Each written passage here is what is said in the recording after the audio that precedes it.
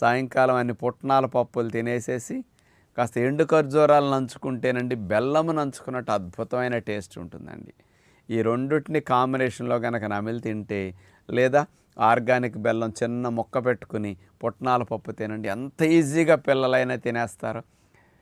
ఇది చాలా మంచిదనమాట. డిన్నర్లో పెట్టుకు తినగలిగితే తినేసి పళ్ళు తినేసేయండి సాయంకాలం. ఇక ఇందులో అతి ముఖ్యంగా ఐరన్ కంటెంట్ 10 గ్రాముల ఐరన్ ఉంటుందండి. అందుకని గర్భవతులకి ఇది చాలా చాలా మంచిదని చెప్పొచ్చు. ఇందులో ఈ పుట్నాల పప్పు తీసుకుంటే కూడా ప్రోబయోటిక్గా బాగా ఉపయోగపడుతుందని సైంటిఫిక్గా ఉందన్నమాట.